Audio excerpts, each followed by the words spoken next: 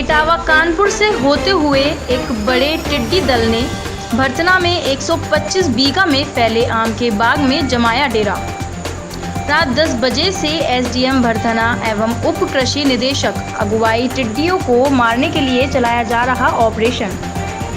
4 fire brigade की गाड़ियों की मदद से 20,000 लीटर पानी में कीटनाशक दवा मिलाकर किया जा रहा छिड़काव।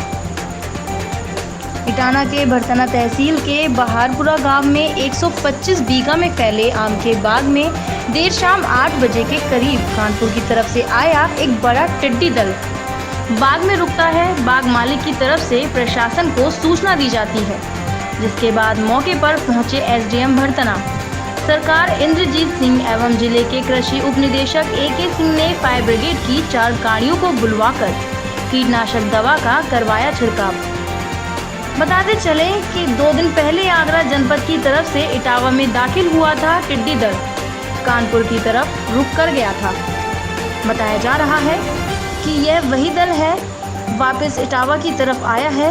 वहीं कृषि उप निदेशक AK सिंह ने बताया कि 125 बीघा में फैले आम के बाग को बचाने के लिए 31,000 लीटर, जिसमें 3 तरह की कीटनाशक दवाएं मिली हैं, से छिड़काव करना है। ये जो टिड्डी ऑपरेशन चल रहा है, किस तरीके का ये आप प्रशासन द्वारा ये चलाया गया है, कृषि विभाग के द्वारा ये? देखिए, जिला प्रशासन के द्वारा, मैं तो कृषि विभाग की बात नहीं करूँगा, पूरा जिला प्रशासन लग के इस काम को हम लोग अंजाम दे रहे हैं। और निश्चित रूप से टिड्डी दल अभी परसों उन्नाव की तरफ गया था, कानपुर नगर कानपुर देहात से होते उन्नाव की तरफ गया था।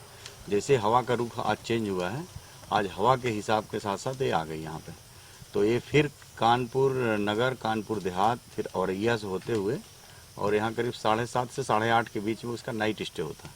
तो जब नाइट स्टे करती तो आज जैसा कि हम लोग आज यहाँ पे देख रहे हैं, आम के बाग हैं और 100 से लेकर 125 बीघे का आम का बाग है और उसमें पूरी तरह से ऊपर इसके टॉप पे रुकी हुई है और इसके पत्तियों को खा रही है, बहुत तेज़ी से खा रही है। अगर हम उस पेड़ के नीचे खड़े रहें तो निश्चित रूप से हमें सुनाई पड़ता है कि ऊपर कुछ कट रहा पिट रहा, इस तरह की चीज़ें आ रही। तो इसमें हम लोग पूरा जिला प्रशासन के द्वारा, और आप देख रहे हैं कि यहाँ पे 4 फायर ब्रिगेड की गाड़ियाँ, एक ट्रैक्टर माउंटेड स्प्रेयर है और दवाएं पर्याप्त मात्रा में। लगभग हम लोग 20,000 लीटर, चारों टैंकर से लगभग 20,000 लीटर दवा का छिड़काव कर चुके हैं। चूँकि बाग काफ़ी बड़े हैं और बाग के नीचे गंदगी काफ़ी है तो थोड़ी कठिनाई हो रही है, लेकिन हमने लगभग आधे हिस्से से ज़्यादा कवर कर लिया है और हम लोगों को पूरी उम्मीद है कि हम यहाँ से तभी निकलेंगे जब पूरे आम के पेड़ों पे देख के पूरी तरह से छिड़काव कर लेंगे।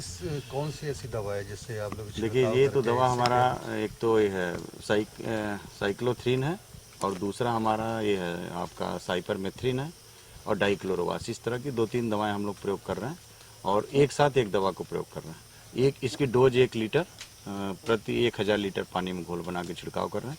ये क्या करती है कि जैसे कॉन्टैक्ट पॉइजन भी है, जैसे उसके संपर्क में आएगी कीट के तो कीट भी मरेगा और फ्यूम भी बनाती है, मतलब गैस भी बनाती है। तो अगर कीट के संपर्क में आ गया, यानी कि टिड्डी के संपर्क में आ गया, तो टिड्डी को मरना ही मरना है, चाहे भले थोड़ी देर बाद मरे, लेकिन मरेगी जरूर। तो हम लोगों का पूरा प्रयास है कि इसको यहीं पे कंट्रोल कर लिया जाए तो आखिर आगे न बढ़ने पाए, क्योंकि यही फिर हवा के दिशा में जैसे सुबह होगा पुनः चलना शुरू हो जाएगी, तो कहीं न कहीं पुनः नाइट स्टे करेगी।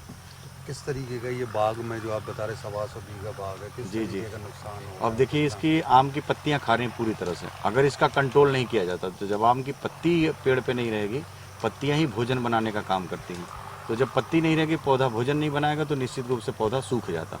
तो हम लोग इसको पूरे आम के बाग को बचा लिए। हाँ, जहाँ तक इसमें कुछ फल हैं, आम के कुछ फल लगे हुए हैं जो लगभग पक गए या पकने के करीब हैं, तो इससे बागवान को, जो बाग के मालिक हैं, उनको कहा गया कि इसको पूरी तरह से, क्योंकि अब ये बेचने लायक नहीं रहा, क्योंकि पक चुका है, तत्काल मार्केट में जाएगा, इसलिए हम लोग इसको डिस्ट्रॉय कराएंगे और वो भी सहमत हैं कि हम इसको बेचेंगे नहीं। रात लगभग पूरी खत्म हो चुकी है, सुबह होने वाली। कितनी देर ऑपरेशन चला और कितनी सफलता मिली है? देखिए, हम लोग लगभग 10 बजे से लगे हुए हैं और काफ़ी सफलता मिल चुकी है, क्योंकि जैसा मैंने पहले ही बताया कि थोड़ा बाग में गंदगी ज़्यादा है, इसमें कांटे वाले पौधे भी हैं और इस तरह से, तो हमें जो फायर ब्रिगेड की गाड़ियाँ वो हमारी भी फंस गई कहीं कहीं पे, तो उसको ट्रैक्टर से हम लोग मंगवा के खिंचवाए हैं, अब निकल गई हैं और टैंकर खाली हो गया। करीब हम 1,1100 लीटर के आसपास पुनः हम भरने के लिए भेजें, तो हम 2,000 लीटर, करीब हम 20,000 लीटर का छिड़काव कर चुके हैं और 11,000 लीटर अभी और आ रही है, तो हम इसे पूरा कंट्रोल कर लेंगे पूरे बाग को। सर, ये जो ऑपरेशन चल रहा है टिड्डियों को मारने का, इसमें किस तरीके का रात में ये ऑपरेशन किया जा रहा है, कितनी फायर ब्रिगेड की गाड़ियाँ लगी गई हैं? ये एक हमारा बाग है यहाँ बहारपुर में, जिसमें तकरीबन 100 बीघा में फैला हुआ बाग है आम का, और इसमें 8:30 साढ़े 9 के बजे टिड्डियाँ आके बैठ गई थी।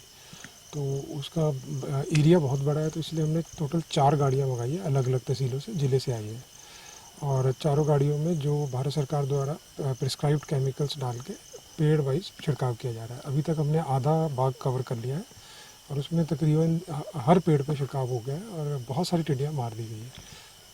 कितना नुकसान सर दिख रहा है यहाँ पर किसानों का? जो ये 125 बीघे में खेत है, किस तरीके के नुकसान पहुँचा रहा है ये टिड्डी दल? जैसे अभी हमने कई पेड़ देखे हैं दवाई छिड़काते हुए, तो उनका पूरे पत्ते खा गए हैं। तो बाकी जो सही असेसमेंट है वो सुबह जब लाइट होगी तभी हो पाएगी।